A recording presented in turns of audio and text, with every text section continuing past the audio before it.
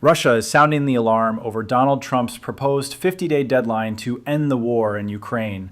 Kremlin officials call the timeline unrealistic and very serious, warning it could escalate tensions instead of easing them.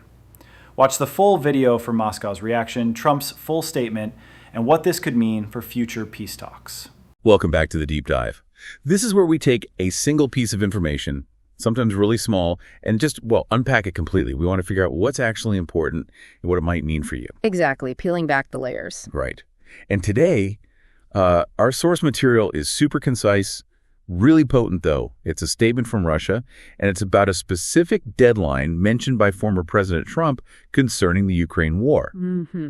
A very specific piece of communication. It is. So our mission for this deep dive is to really dig into this one sentence. Very serious.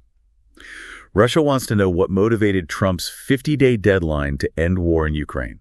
Just that one line. Just that one line. Yeah. We're not just, glancing at the headline. We're going to try and dissect each word, think about what it implies, the questions it raises, really show why this tiny detail is actually pretty significant. Okay, let's get into it. Yeah, and it's fascinating, isn't it, how much you can potentially draw from something so focused. This isn't just reporting a statement. It's about trying to understand the strategic thinking behind it. The subtext. Absolutely. You've got a major global player, Russia, asking for specific information, the motive, and saying they view it as very serious. We need to explore not just what they said, but, why this focus on motive is so telling. And what does very serious actually signal from their perspective? Exactly. It raises a big question for us throughout this discussion. How much can just a few carefully chosen words reveal about these really complex, high-stakes international situations? It's a perfect example of needing to read between the lines in geopolitics. Okay, so let's start with the first piece, the reported event itself. Trump's 50-day deadline to end war in Ukraine. Now, like we said, our source doesn't give us the details. Specifics on the how. Right. We don't know how it would work, what actions it involve, what happens if it's missed. But just the idea, the mere existence of a number of 50 days attached to ending a conflict like the one in Ukraine. That's the trigger, isn't it? That's what sparked Russia's inquiry. It absolutely is. Think about it. The concept of a deadline here, it immediately suggests, a clear endpoint, a time limit. Yeah. It implies speed, a rapid resolution, or at least a push for one. It's not open-ended. And that's a crucial point you hit on there. The very idea of putting a hard number, 50 days, on something this huge, it's inherently notable. It kind of defies the usual way these things go. How so? Well, wars, especially major geopolitical conflicts like this one, they rarely stick to neat timelines, do they? Yeah. The complexities are just immense. You've got military operations, logistics, diplomacy, humanitarian issues, domestic politics in multiple countries. It's a tangle. Right. It usually drags on. Negotiations take forever. Exactly. So when a figure like Trump puts out a specific time frame, 50 days, even without the details, it immediately makes everyone sit up and ask questions. How is that feasible? What's the proposed mechanism? How would this impact what's already happening on the ground and diplomatically? It definitely demands attention. It's such a contrast to the usual, the prolonged talks, the ceasefire attempts that stretch out for months, even years. It is. A 50-day deadline just screams urgency. It implies there's a pressing need for action, and maybe, from Trump's viewpoint, a belief that something significant can actually be achieved in that, let's face it, relatively short window. It's not just wishful thinking, is it? It's putting a number on it, a target. It sets an expectation, a benchmark almost. And subtly, it suggests a certain confidence, or at least a stated intent that it can be done. You don't usually throw out a hard number like 50 days for ending a war unless you have some idea, some framework, maybe an unstated plan, or at least an expectation of how you think it could unfold. So it implies there's something behind it, even if we don't know what. Precisely. And that's where the strategic side really kicks in. This kind of statement immediately makes everyone involved pause and rethink. How does that usually play out? Yeah. Setting deadlines and conflicts. Well, historically, it's really a mixed bag, a double-edged sword, you could say. Sometimes putting down a deadline does spur action. It can push reluctant parties to the negotiating table because suddenly there's pressure. Think about some ultimatums in history or maybe deadlines during the Bosnian peace process. Sometimes they help move things along. Okay, so it can work? It can. But other times, deadlines can completely backfire. They can make positions harden, make compromise look like weakness, and lead to, more stalemate or even escalation. Think about some attempts in the Israeli-Palestinian context where deadlines passed, nothing much happened, and maybe tensions even got worse. So it's a gamble, a big one. It is, and Trump's 50 days is striking because it's just such a quick, decisive break from how this conflict has been going, this grinding, protracted war. It challenges the usual way of doing things. So it makes Russia wonder. What's the plan here? Exactly. It raises that critical question. What kind of actions or proposals could possibly fit into just 50 days? Is it intense shuttle diplomacy, an ultimatum with some serious leverage behind it, a very specific, maybe unconventional peace plan, or maybe even a threat to change support levels or intervene differently? The short time frame itself suggests something unusual. It does. It suggests something potentially disruptive, something that's either, highly unconventional, extremely confident, or perhaps, and this is key, maybe it's more of a strategic statement aimed at shifting the political discussion rather than a detailed operational blueprint. Interesting. So the statement itself could be the main point. It could be part of it, but whatever the actual mechanism or lack thereof, Russia clearly perceives the idea of this deadline as significant enough to warrant this very public, very focused reaction we're discussing. Okay, so that brings us to Russia's reaction. And like you said, it's not just a general comment. Here. Our source says Russia wants to know what motivated the deadline. Not just what the deadline is or if it's realistic, but the motive, the why. Now, for you listening, just think about that for a second. Why the laser focus on motive? Why not just react to the deadline itself or dismiss it? Why ask why? This is incredibly telling, isn't it? Focusing on motive suggests something important. It implies that Russia probably knows about the deadline. They've heard it. They have the information, the what's. Okay. But they seem to be missing a crucial piece. The why.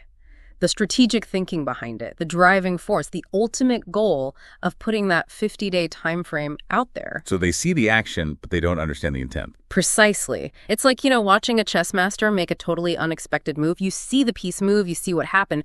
But if you don't grasp the strategy, the reason why they made that specific move, you can't really anticipate what's coming next. You can't plan your own counter move effectively. That makes sense. If they knew the motive, they could probably predict things better, right? Or frame their own response more clearly. Absolutely. The fact they're publicly saying they want to know the motive suggests, well, maybe a gap in their intelligence gathering or perhaps a genuine analytical puzzle for them. So they're admitting they don't fully get it. It seems that way. It could mean that this deadline, from their viewpoint, doesn't fit neatly into their existing picture of Trump's likely foreign policy or how things usually work. It leaves them wondering about the real purpose.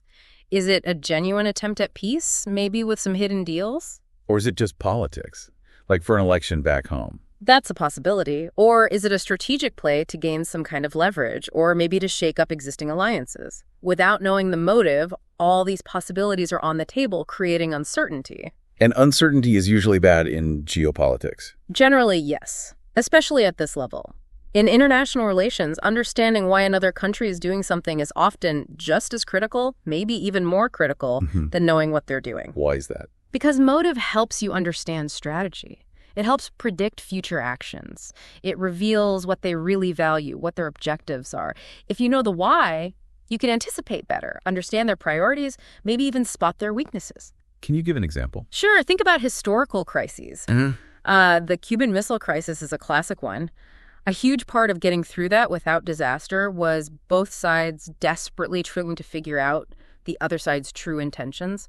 Why were the missiles really there? Was it just defense, or was it step towards something more aggressive? Understanding the why was absolutely vital. So Russia publicly saying they need to know the motive suggests they feel they're missing something really important here. It strongly suggests a gap in their understanding, yes. A gap related to a potentially significant initiative. But thinking about our audience, people who follow this stuff closely, couldn't this public statement be a tactic itself? Maybe they think they know the motive, but they're saying this to try and get confirmation or to send a signal. That's a really sharp point. And yes, absolutely. Public statements and diplomacy are almost never just about gathering information. They're multi-layered.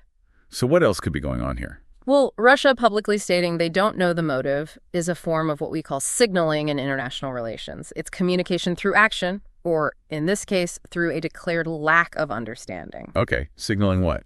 Several things, potentially. First, Yeah, maybe they are fishing for more info, hoping that by asking the question publicly, they might get some kind of response, maybe directly from Trump's circle, maybe indirectly through analysts or media. Makes sense. What else? Second, it could be a signal to other players, to Ukraine, to European allies, to NATO, basically saying, look, we're paying close attention to this deadline, we take it seriously, but we're not sure how to read it yet.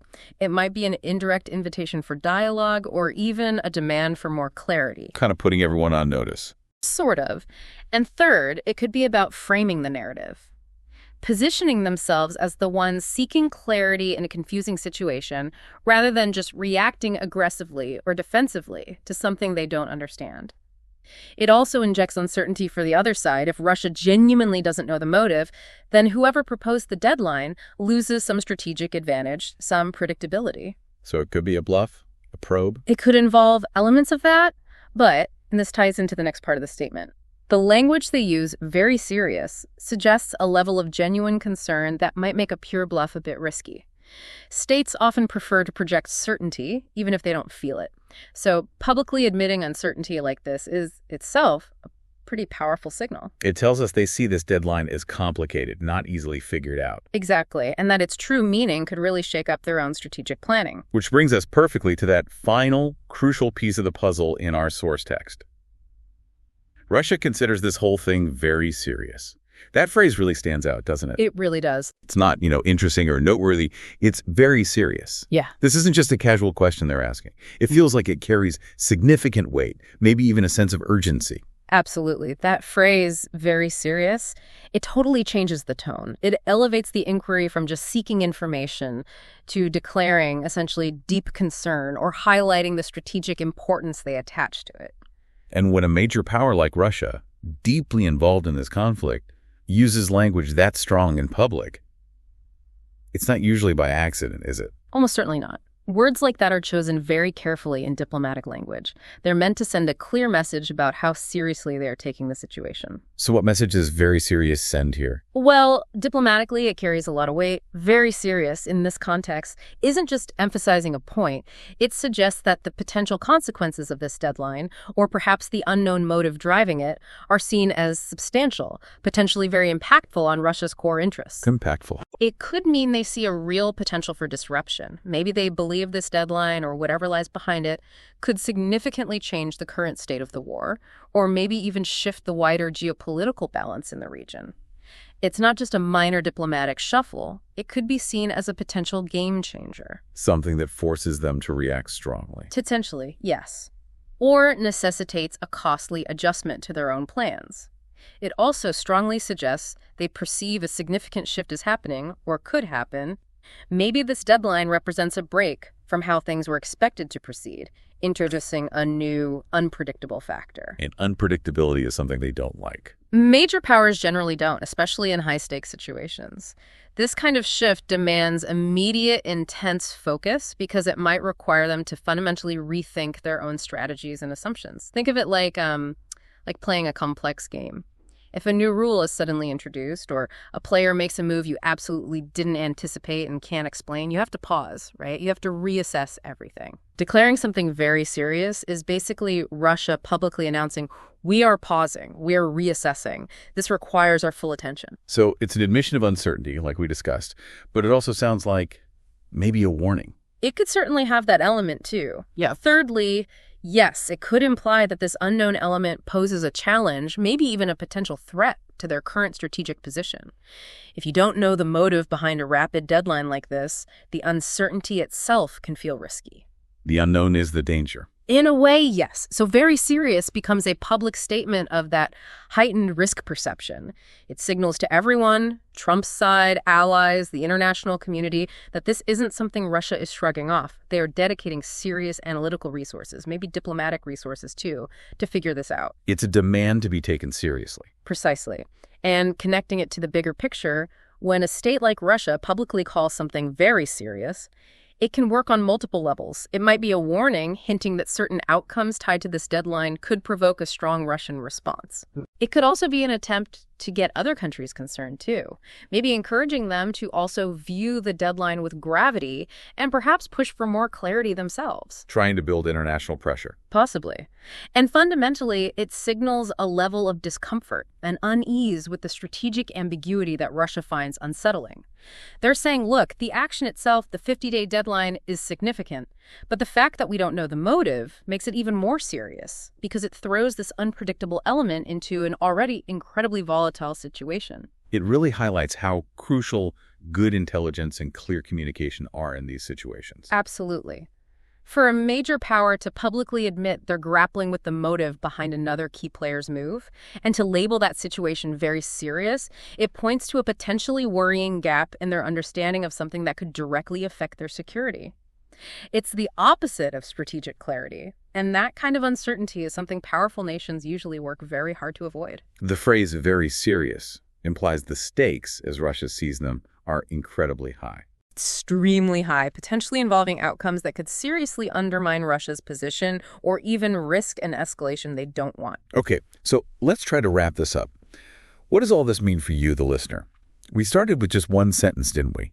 Russia saying it's very serious and wants to know the motive behind Trump's 50-day deadline. And we've really unpacked it. We have. We've seen how every single word, deadline, motive, very serious, opens up this huge discussion about strategy, about how nations perceive each other, about the real weight behind diplomatic language. Mm-hmm. Even with just that tiny snippet, we get a glimpse into geopolitical signaling, potential intelligence gaps, and declared levels of concern. It really shows how carefully you have to listen to the language used in these high-level statements. It's often a window into what's really going on behind the scenes. It really is. This whole deep dive into just one sentence, it really underscores how much insight you can gain if you pay close attention to the precise language, the declared intentions, or even the declared lack of understanding in geopolitical talk. Focusing on why something might be happening and the seriousness attached to not knowing that why, that often tells you more than the raw facts themselves. It moves beyond just reporting the news. Exactly. It helps us, as people trying to understand the world, to interpret these complex statements better, to move past the headlines and try to grasp the real drivers, the potential consequences of what global actors are saying and doing. So here's something for you to think about as you go about your day. How often, maybe in our own lives, or definitely when we're consuming news, do we just focus on the what? What happened? Right, the action itself. Yeah. And we kind of overlook the crucial why behind it, or we don't register the level of seriousness that the people involved are assigning to it. How might things change if we started asking why more often? If we paid more attention to the stated motives or the lack thereof and the declared gravity of a situation? It's a powerful lens, isn't it? It really is. It could change how we understand events all around us, whether it's something personal, something local, or these big global issues. It's a reminder, I think, that every word, every phrase, every subtle reaction, it can be a window into a much bigger, much more complex story if we just take the time to look closely. In Global Mind News. If you found this report helpful, make sure to like, share, and subscribe. We bring you the facts, insights, and updates that matter, straight from the source. See you in the next report.